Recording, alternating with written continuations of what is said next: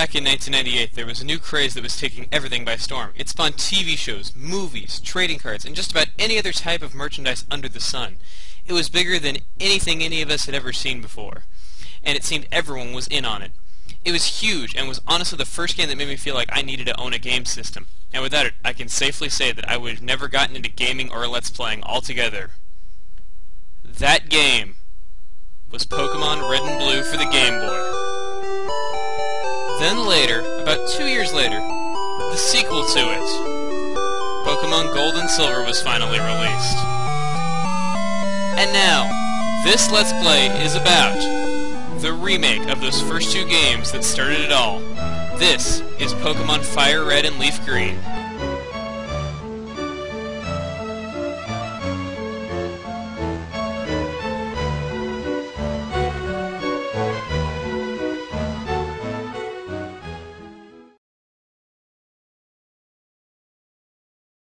Hey everybody, it's Chugga Conroy. Alright, welcome to my Let's Play of Pokémon FireRed. A lot of people, this is going to be a Let's Play of FireRed though, but I'm going to make notes of the differences between FireRed and Leaf Green, you know, even though they're very subtle. I'm just going to be playing FireRed though because I want to take advantage of some exclusive things in this game for my playthrough. I just prefer the exclusive stuff in FireRed over the exclusive stuff in Leaf Green. No, that's just me, honestly. Play with either version you like. Like I said, I'll be noting the differences between the versions, so if you're playing Leaf Green, you're not going to be left out. Alright, just go ahead and start up this. Alright, this is just a tutorial explaining what the things do, you know, control pad to move, yada yada yada, you to talk to people. Yes, we don't need to see this. We're not noobs, I can explain everything. Alright, let's just go ahead and get into this. It is Professor Oak! He's my man. He's glad to meet us. Welcome to the world of Pokemon. He'll affectionately refer to him as the Pokemon Professor. Aw, so affectionate. This world is inhabited by far and wide by creatures called Pokemon. For some people, Pokemon are pets. Others use them for battling. Slavery. As for myself, I study Pokemon as a professionalism. But first, tell me a little bit about yourself. Alright. Tell me, are you a boy, are you a girl? I feel insulted because everyone always mispronounces my name's Emily. Alright, now for the girl, we get probably the cutest protagonist in Pokemon history. But because you guys will never let me live it down if I don't pick the boy with the red hat, I'm gonna have to choose a boy. You guys never let me have any fun. Alright, my name. Quickly speeding through this. Let's see. My name, that I love so much, well not really, I don't love it because people mispronounce it all the time, is Emil. Alright, my name is Emil, yes. And his grandson, he's been a rival since... How can you be a rival when you're a baby? Yeah, I'm not even gonna bother. In true old anime fashion, let's just name him Gary. I was thinking of maybe naming him something like Asshat or my something or other, I don't know. But you know, I can't think of anything creative, so let's just name him Gary. Was it Gary? I like how he can't even remember the name of his grandson. I mean, seriously. Grand Pokemon Legends of Unfold, a world of dreams and adventures of Pokemon awaits. Let's go, yada yada yada. Okay. You know, I was playing with the NES. That was a Super NES in the original version, excuse me, Red and Blue. I recommend you go over to your PC and go ahead and withdraw a potion. This is basically a staple throughout the series, except for Diamond and Pearl, because there's no PC item storage. Unfortunately, we do not yet have the ability to run. That's going to come later.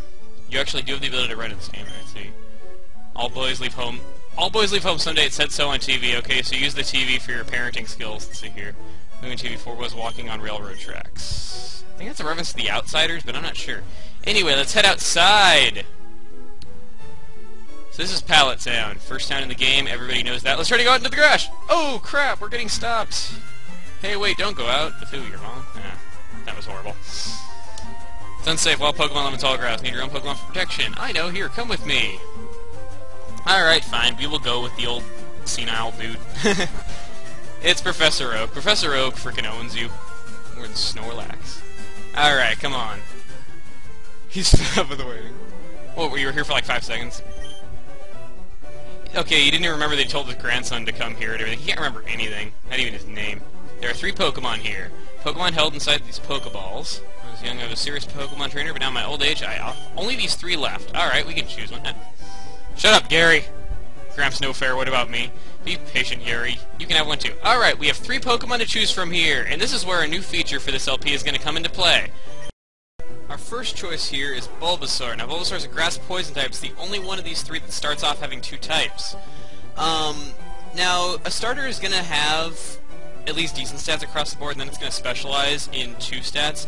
Bulbasaur here is going to specialize mainly in special attack and special defense when it's fully evolved.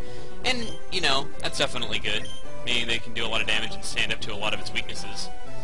Next up is Charmander. Charmander is going to specialize in special attack and speed when it's fully evolved.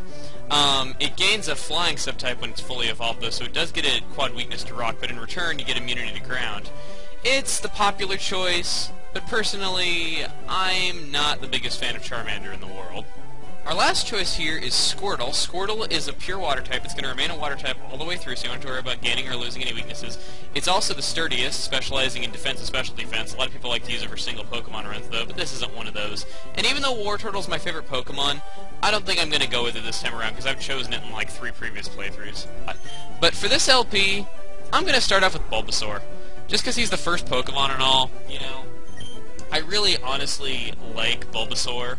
It's not for the most type advantage of the gym leaders. I honestly just like Bulbasaur. It's one of my more favorite Pokemon. Even though Wartortle is probably my favorite Pokemon design-wise, I don't really mind not having one. I still would rather have Bulbasaur. Let's just go ahead and head out. Oh, what is this? Let's check out our Pokemon. Come on, I'll take you on. Now, your rival's always going to choose the Pokemon that has a type advantage over yours. This game, as probably everybody knows, is a rock, paper, scissors type RPG. You know, fire burns grass. You know, grass is effective on water. You know, water puts out fire. You know. We do not need this tutorial, Oak. It's very simple. Yes, he's just explaining that whoever takes their opponent's Pokemon to 0 first wins. Alright, here we start off with Tackle and Growl. Basically, all you're going to want to do is basically just, at least this is what I do, is I just attack like nuts. If you're sure that you're not going to win, you do have that potion to pick up. I honestly, if you have to use it, I'd recommend doing so, just mainly because of the fact that you get a lot of experience from this fight. That's just me, though. And it looks like we're going to need to use it. How embarrassing. First battle in the game, and I get to use an item. If those of you... Yes. We don't need to know this. Oh. We know how to use items. God. Does he think I can do anything right? Jeez. Yes. Chainsman's HP drops to 0. This we know.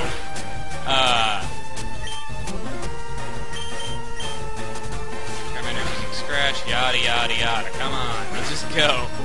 This is probably the least exciting battle in the entire game because all you're doing is just tackling or scratching or whatever at each other. You're not really doing much. There isn't any strategy involved.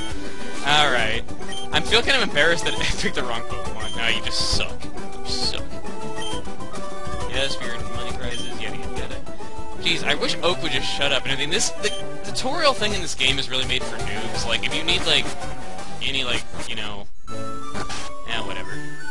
What you're supposed to do now, and now that you have a Pokemon, you can safely leave north to Viridian. Look, I copied what it says on the trainer tip sign. Trainer tips, press start to open the menu. Yes, let's go through the menu really quick. You have your Pokemon, your items.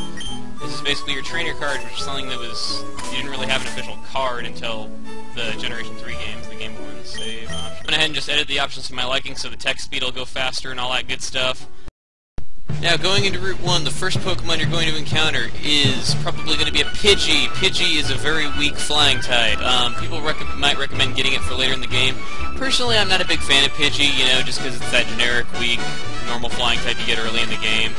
But that's just me and everything. There's another flying type that I like much better, which you're going to be seeing later in the LP, alright? Anyway, though, that's Pidgey for you. Feel free to catch one, though, but I personally don't like it all that much. Now, the other Pokemon you get on this route is Rattata. Honestly, it's not that good of a Pokemon. I really just don't like it hardly at all. It does get some good moves later on, like Super Fang, which lower your opponent's HP by half, though, but really, I don't recommend picking up a Rattata for your team no matter what starter you choose. Pidgey I somewhat recommend if you just happen to like Pidgey, but Rattata I don't recommend for anybody. Alright, let's go ahead and leave in. Oh, we have our first random encounter! The Rattata.